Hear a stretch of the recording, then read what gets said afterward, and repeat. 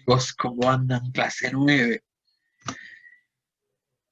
Vamos a hablar de derivadas, esta última partecita, ¿sí?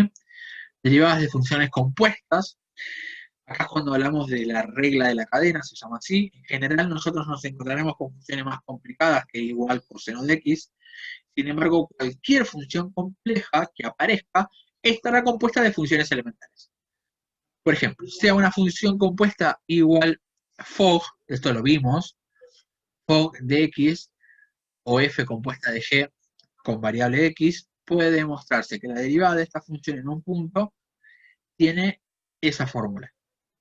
Es decir, es el producto de la derivada de f por la derivada de g, pero atención, mientras que f se aplica en g de x sub 0, en cambio g derivada se aplica solamente en x sub 0.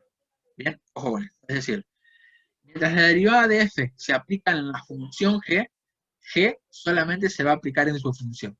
¿Sí? Ojo. Como una multiplicación va a quedar. Es decir, que la función derivada en un punto genérico x de la función compuesta queda de esta forma. Y voy a darles un ejemplo. Si tenemos el coseno de x al cuadrado más 1, hallamos su derivada. Entonces, la función compuesta está formada por dos funciones simples. La primera es coseno de x y la segunda es x al cuadrado más 1. ¿Sí? O sea, si yo hago la composición, pongo g de x en x y ya está. Entonces lo que hago es derivarlas aparte. Busco la derivada de f, la derivada del coseno es menos 0, y la derivada de x al cuadrado más 1 es 2x. Entonces cuando yo voy a componer, lo que tengo que poner es la derivada de menos seno de la función g de x sin derivar por la función g derivada. ¿Sí? Esto es lo que es la regla de la cadena. ¿Sí? Esto está bueno que lo vean varias veces y lo van a entender facilísimo.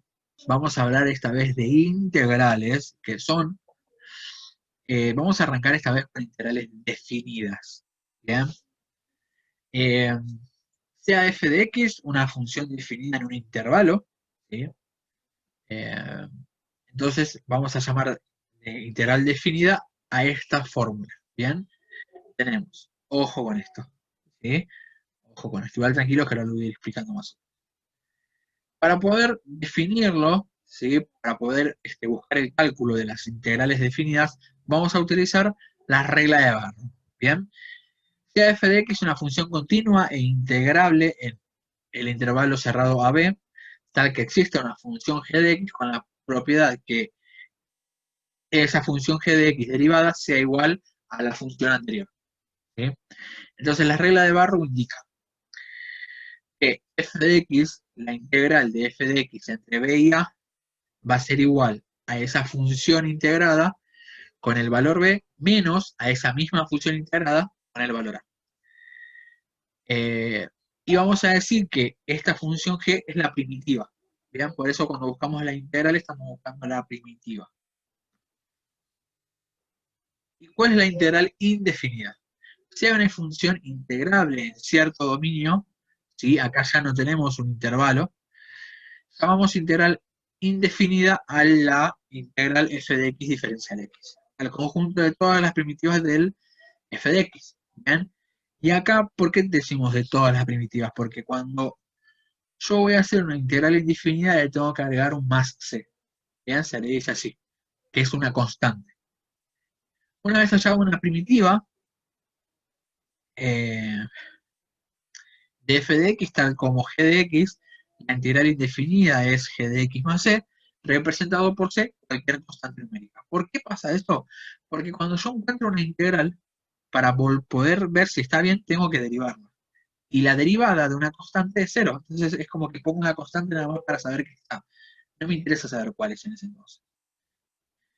Tiene tres propiedades que son las que están ahí vistas. Normalmente cumplen las mismas funciones que en las derivadas, pero acá en integrales, ¿sí? Y tenemos que ayudarnos con la tabla de integrales inmediatas del libro para poder resolver de manera más rápida y sencilla. Igual que las derivadas, tenemos nosotros tablas de integrales inmediatas, se lo conocen así. ¿Sí? Chicos, esta es la primera clase de integrales, espero que estén todos bien, que sigan todos bien. Cualquier pregunta pueden consultar. Nos estaremos viendo en la próxima clase. Chao.